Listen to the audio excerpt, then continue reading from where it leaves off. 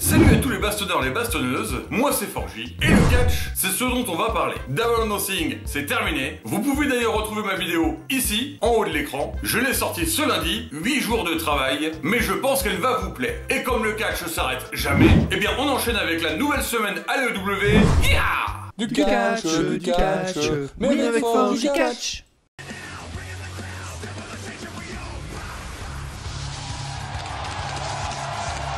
Mercedes Moné est contente de sa victoire, elle essaye de faire la babyface. Moi je trouve que ça marche pas, beaucoup trop arrogante. Mais bon, elle se fait attaquer par une heel, Sky Blue, par derrière, qui révèle avoir été l'auteur de l'attaque qu'elle a subie il y a quelques semaines. Bon, pour l'instant ça me passionne pas, mais à voir, hein. Ensuite, c'est le champion. À qui c'est la maison? C'est la maison de Swerve bien sûr. Et il va affronter le dino Killswitch en solo. Et bien ça c'est une curiosité, parce que c'est méga rare. Killswitch est un gros méchant, et il écrase le champion partout où ça fait mal. Très vite, Swerve arrive à imposer sa technique et son agilité. Marre d'être dominé, le dino tente de l'éclater à coups de chaise, mais Prince Nana le bloque.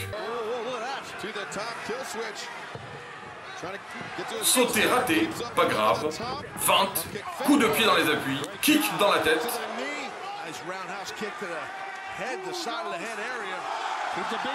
Charge, contré, chokeslam de Big Man et standing moonsault. Le dino de quoi étonner malgré l'échec. Jolie séquence. Allez, house kick et swerve stomp pour en finir. Eh mais non, il se relève le dino. Wow, bon, il meurt juste 2 secondes plus tard, par un deuxième house kick, mais il y a eu au moins 2 secondes d'effet wow. Bon, swerve est trop fort, c'est tout. Allez, scalp, vengeance pour la dreadlock d'il y a 2 semaines, match sympatoche, mais surtout, swerve a trop la classe. Un vrai champion. Ah, Jericho. Jericho sait parfaitement ce qu'il fait. Il lit ce qu'on dit sur lui. Pourquoi sinon il commencerait son talk show par qui veut un peu d'antenne? Moi bien sûr. Un personnage qu'on aime ou pas, mais ce Learning Tree, c'est encore une nouvelle facette de Jericho. Les faux sourires, les blagues pas drôles, les faux éclats de rire, la fausse gentillesse. Je sais pas, ça me fait au moins sourire. Et bien sûr, Brian Keys vient défendre cette mascarade, lui qui a aidé Chris à Double or Nothing. Hook arrive, et il repart avec le Samoan Tree. Déjà un contre-pouvoir. Stephanie Vaquer, championne à la CMLL et la NJPW Strong, veut venir péter des bouches à la EW aussi. Allez, viendez. Le correspondant de la CMLL et de la NJPW, Rocky Romero, tente sa chance contre John Moxley. C'est bien de rêver. Le plan d'Azucar est simple, viser le bras du champion, la cible avec le gros bandage, et lui défoncer pour prendre une victoire facile. C'est une bonne tactique. Takeshita a essayé la même à Don, et il a perdu. Et là, ben c'est pareil. Mox, c'est un dur, il se nourrit de la douleur. C'est un dur ou un maso. Mais bref, Lariat, Death Rider, et hop, c'est fini. Bon ben voilà quoi. Il a des trucs à faire au Japon. Alors Zou, next. Orange Cassidy va-t-il signer chez la Don Callis Family? Ben non, bien sûr, il déchire le contrat. Mais là arrive Chris Statlander, une best friends, qui dit que si, son collègue va signer. Sauf qu'elle part de Trent, qui attaque Orange. Et lui, il veut bien rejoindre cette enflure de Don Callis. Gros câlin à la best friends, c'est parti. C'est un nouvel arrivé dans la famille des enfoirés, et Cassidy est au tapis. Autant le final à Double or Nothing laissé à désirer, autant cet angle est intéressant, et me rend curieux. On verra bien. La vilaine qui s'ignore, Mercedes Moné, contre la vilaine trop dark, Sky Blue. Y a pas à dire, j'adore le Météora, et elle le fait trop bien. En plus, ça donne une bonne occasion à Sky de briller, de montrer son évolution sur le ring. Belle plateforme pour se mettre un peu en avant. Combat décent donc, mais un adversaire trop loin du niveau de la CEO qui gagne avec son Moneymaker. C'est toujours sympa les opportunités, mais la pauvre Sky n'était vraiment pas de taille contre la championne, il n'y avait pas de doute là-dessus. Par contre, l'arrivée de Vaquer à la fin, ça émoustille plus. Il y a de la matière là, j'ai bien envie de voir ça. On a une bonne vibe sur cette ceinture. Arrivée de l'élite, je sais pas si Okada a appris l'anglais, mais il a appris les gros mots en tout cas. Bon, le petit con est content, il a fait le tomber sur Danielson, du coup il se sent plus. Les bugs sont un cadeau pour Okada.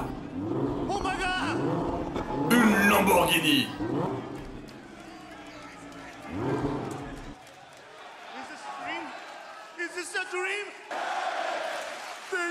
Sa réaction est juste.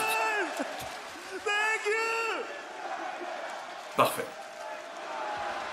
l'élite annonce que comme Madame Copeland s'est pété sa jambe dans sa cage, il perd son titre TNT. Et Matthew décide de le filer au petit con Jack Perry. Ouais, comme ça. Christopher Daniels arrive et il a une annonce. Il prend la place d'EVP d'Omega temporairement et devient la voix de Tony Khan. Il y aura donc des matchs qualificatifs pour la ceinture, avec finale en ladder match à Forbidden Door. Et comme il est pas con, il a les acclamés avec lui, au cas où l'élite a une remarque à faire. Ben voilà, on a une sorte de général manager. Et Daniels, c'est plutôt un bon choix à mon avis. Afin de déterminer qui va affronter Swerve à Forbidden Door, on va faire un Casino Gauntlet match. Le principe, on fait arriver des lutteurs sans arrêt, jusqu'à ce qu'il y ait un vainqueur. C'est littéralement la foire à la saucisse. Et on commence Jay White contre Pac. Ben voilà, suffit de demander, parfait ça. De la bonne démolition dès le début, Pac s'en donne à cœur joie. Mais attention les amis de Jay, ça a de quoi remuer, même le bâtard. C'est les deux premiers mecs sur le ring, et j'ai déjà envie de voir personne d'autre. C'est du très bon pain, ça. Ah oui, ok.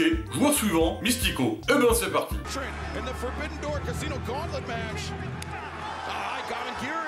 Festival de Mystico Moves, avec les mecs déjà sur le ring.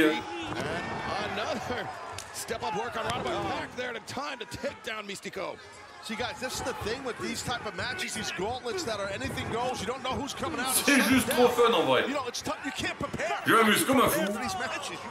It's impossible. I mean, you are just wrestling on instinct alone as Mystico, the arm drag, takes down Pac. Oh, damn, rust kick. And when there's more than one man in the ring, that's a Mystico. In command of the ring, Pac and Jay in battle on the floor.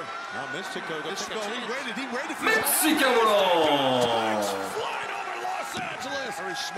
En 4, Will Ospreay. Nommé Will contre Mystico, contre Pac et contre un de ses rivaux, Jay White. Oh, c'est trop bon ce truc. Jay essaie de s'en sortir, mais il se fait ping-ponger entre Will et Pac. Et Mystico qui continue de voler dans le tas. Oh mais que c'est bon le catch, putain. Allez, maintenant, nouvelle génération de la New Jap, Shota Umino, l'énorme sans faute de casting. Le tempo est en flèche, Ospreay Umino vend du rêve, le japonais fait des dropkicks d'une sacrée beauté. En 6, de la finesse, Castagnoli, ou pas. Claudio veut choper Jay White et il casse tous les autres au fur et à mesure sur son passage. Et une fois tout le monde écrasé, il le chope enfin pour un tourniquet infernal. Yeeha! Comment faire passer le temps d'une pub? Casta qui fait des tourniquets sur tout le monde. Pas mal la formule. Il vient de s'en faire 4. Il est plus un prêt. Bon là il en peut plus, ça ressemble plus à rien. Et Pac se laisse pas faire. Ouh, il a la tête qui tourne. Mais c'est l'arbitre ça? Ça se fait pas? Bon. Ok, il a vu, il se calme. A noter que tout le monde veut qu'il continue. Les salauds.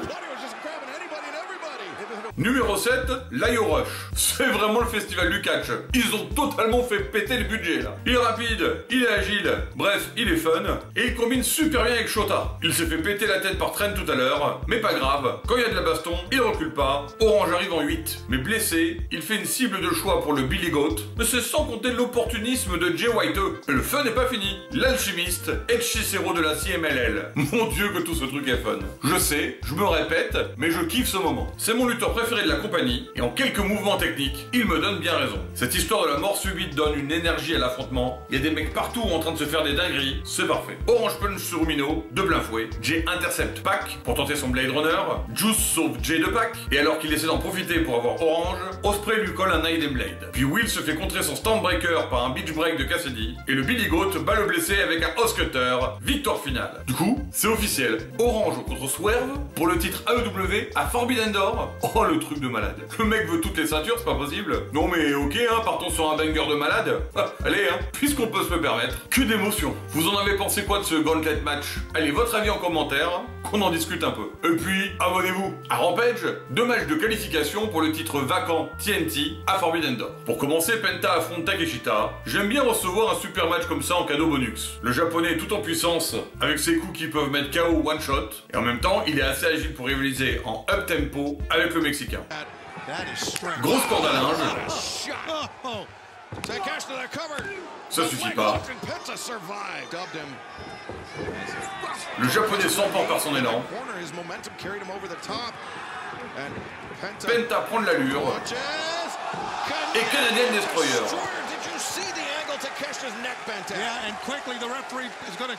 Takeshita n'en revient pas d'avoir survécu à ça. Bon, parfois il faut se résoudre à la violence. Konosuke passe en force. Bombe, coup des genoux, Japan style, pour la victoire. Il gagne donc sa place dans le ladder match pour le titre TNT. Normalement, j'aime pas les prises de l'ours, mais cette Namsin qui écrase et désarticule le pauvre Peter Avalon, ça m'a fait rire. Le segment, on va dire, était très drôle. On a le deuxième Lucha Bros pour cette autre opportunité au TNT ladder match. Rey Fenix contre Isaiah Cassidy. Un nouveau match au rythme effréné, avec de beaux enchaînements de contres. C'est du main event spectacle. Beaucoup de contacts également, ça se tape dur sur le ring. Après un combat rude, Rey arrive à prendre son envol. Il combine ensuite avec une prise très dangereuse pour le coup et gagne sa qualification pour le match à Forbidden Door. FTR ne se laisse pas démonter par la défaite de l'anarchie. Ils sont toujours team AEW et quand tout le monde sera remis, ils promettent un Summer of AEW. Moi j'y crois. Et vous? Jack Perry se sacrifie pour la compagnie. Il veut changer le futur et rien ne l'arrêtera. Puisqu'il est dans le coin, Lio Rush revient. Il a été convoqué par Roderick Strong. Et le casseur de coups et de dos fait du bon boulot. Il s'acharne sur les points sensibles de Lio. Mais Lio utilise ses réflexes et sa vivacité pour retourner le match en sa faveur et se donner l'avantage. Malgré les interventions du Royaume, Rush tient bon. Mais en s'occupant des perturbateurs, il permet à Roddy de revenir à la charge. Le casseur de dos sait y faire avec ses genoux et finit par briser Lio qui pourtant avait ses chances. Un opener de collision très efficace. Apparemment, si tu cries assez fort avec une proposition de bon match à mettre à la carte, Tony Khan se motive et donne un combat à Roderick contre Swerve. Qu'il est sympa ce Tony. Trop peut-être, non? Daniel, moi je suis un catcheur. Garcia, en équipe avec Katsuyori Shibata, le catcheur. Si ça c'est pas une tactique de haut niveau, ils dominent tellement qu'ils peuvent attendre en tailleur sur le ring. Ce premier match de l'équipe est une démonstration. Ils ont un style qui se rejoint bien, et quand Shibata est dans le ring, il déroule tranquille. C'est son show de coups de pied et de dropkick. Shibata est en forme. Il bat la cadence pour la danse de Daniel. Une fois dans le rythme, c'est parti. Double knees. Powerbomb. Ah, pas loin.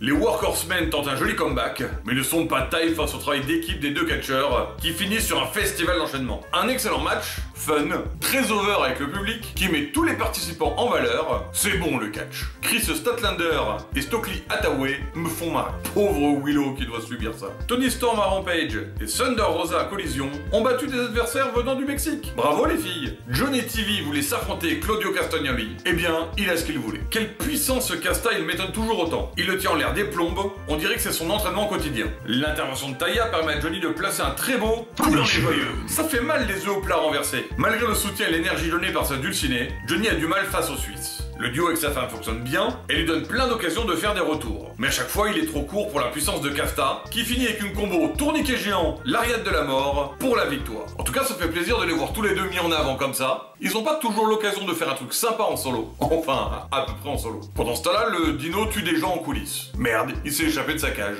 Beau cadeau cette semaine, double ration de Will Ospreay. Et en plus, pour un main event qui va être très sympa, contre Kyle O'Reilly. Ce match est l'occasion de voir Will faire du travail plus basique, soumission, travail au sol, coup, même si c'est pas habituel chez lui, il s'en sort très bien. Mais on est dans le domaine de Kyle, il est intense, et ses fulgurances genoux, pieds, coudes sont vraiment scotchantes. Daniel, j'ai du temps d'antenne. Garcia veut sa chance au titre international et suit le match de près. Kyle a réduit l'impact d'Ospreay en travaillant sur son avant-bras, et c'est efficace. Il malmène le champion comme il le souhaite. Les fulgurances de Will ne sont pas assez efficaces, son bras ne lui permet pas de se donner à 100%. Force 50 splash, esquivé. Super kick. Oscutter, contré.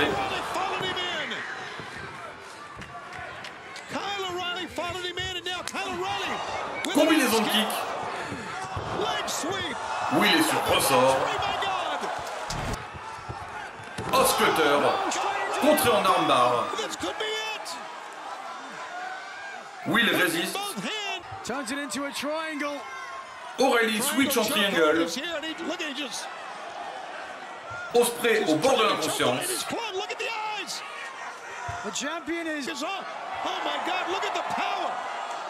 Il y va en force. Powerbomb. Il s'en sort, mais le bras est touché encore plus. Ils vont au bout de leur force. C'est un affrontement vraiment intense. Billy Goat finit par réussir à placer son Storm Driver pour une victoire à l'arraché. Un très beau match qui finit dans le respect entre les deux compétiteurs. Le meilleur combat solo de Kyle O'Reilly à l'AEW selon moi. Et encore une impressionnante performance de Will. Le chapeau bas. Ailleurs, dans le monde du catch, à SmackDown, AJ Styles invite Cody Rhodes sur le ring pendant qu'il annonce sa retraite. Pour mieux le passer à tabac dans un coup monté digne de la trahison de Mark Henry sur John Cena. Toujours en conflit moral, Otis n'arrive pas à abandonner Chad Gable au grand malheur du public et de la Alpha Academy. Pauvre Ricochet qui ne peut rien faire contre la puissance de Braun Breaker. Spire! Liv Morgan veut mettre son dôme dans sa poche. Mais arrivera-t-elle à ses fins? C'en est fini de cette semaine à l'EW. Une vidéo qui arrive 2 jours après mon récap de Double or Nothing. Si vous aimez le catch et que vous êtes du côté de Bordeaux-Pessac, venez voir la FRPW lors du contest le 15 juin. En attendant, je vous mets le lien du dernier show, Unity 5, dans ma description. N'hésitez pas à regarder de temps en temps l'onglet communauté sur ma chaîne. Je vous donne les dernières news dessus. J'attends toujours vos commentaires, vos pouces bleus, vos partages et bien sûr, abonnez-vous. À tous les bastonneurs et les bastonneuses, à très vite.